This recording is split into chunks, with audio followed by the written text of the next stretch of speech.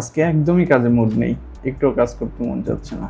কিন্তু কি আর করার, কাজ তো আর আমাদের জন্য বসে থাকে না, আর ক্লায়েন্টও তো আর আমাদের মুড জানে না। ক্লায়েন্টের কথা, কাজ দিয়েছি, কাজ করতে হবে, তোমার কি হয়েছে না হয়েছে এটা দেখার সময় ক্লায়েন্টের নেই।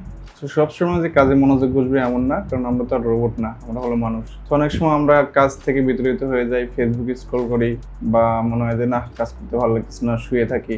এগুলো আমাদের কিছু মাইন্ডসেট তৈরি করতে হয়।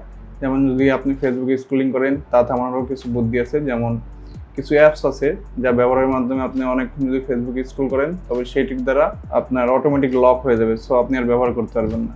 সো কাজে মনোযোগ দেওয়ার ক্ষেত্রে কয়েকটি কাজ করতে পারেন, তার মধ্যে ব্যায়াম করা অন্যতম।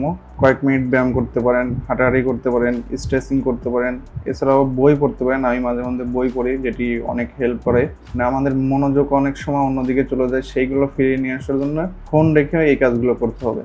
আরেকটা জিনিস, যেমন আপনার যদি মনে হয় না আমার কাজ করতে ভালো লাগছে না, একটু শুয়ে নেই, এটা আমাদের মাইন্ডসেট। আমাদের মাইন্ড সবসময় চায় যে সহজ কাজগুলো করি, না কিসের কঠিন কাজ করব, আমি এখানে ডেস্কে বসে, তার থেকে আমি শুয়ে ফোনে ফেসবুক ব্যবহার করি। সো এইগুলো আমাদের মাইন্ডসেট। যখনই আপনার এটা মনে হবে আপনি শুয়ে আছেন, যদি মনে হয় না আমার কাজ করতে হবে, আপনি জাস্ট আপনার মাইন্ডকে বুঝাবেন না আমার কাজ করতে হবে। সেক্ষেত্রে আপনি নিজের হাত সিম্পল ভাবে এভাবে নাড়াচাড়া করতে পারবেন, এবং তারপরে উঠে 2 মিনিট বা 1 মিনিট যদি আপনি কিছু হাঁটাহাঁটি করেন, দেখবেন যে আপনার মাইন্ড ফ্রেশ হয়ে গেছে এবং কাজের প্রতি মনোযোগ আসছে। তা যদি কাজে বসতে মন না চায়, তখন আপনাকে করতে হবে যে আমি ছোট সিম্পল একটা কাজ করব। যেরকম আমরা ভিডিও এডিটর হিসেবে ভিডিও এডিটিং এর সিম্পল একটি টাস্ক ওপেন করি জাস্ট, এবং ওপেন করার পরই মানে অটোমেটিক বড় কাজের মন চলে যায়। সো এইভাবে আপনাকে কাজের প্রতি ফোকাস বের করতে হবে।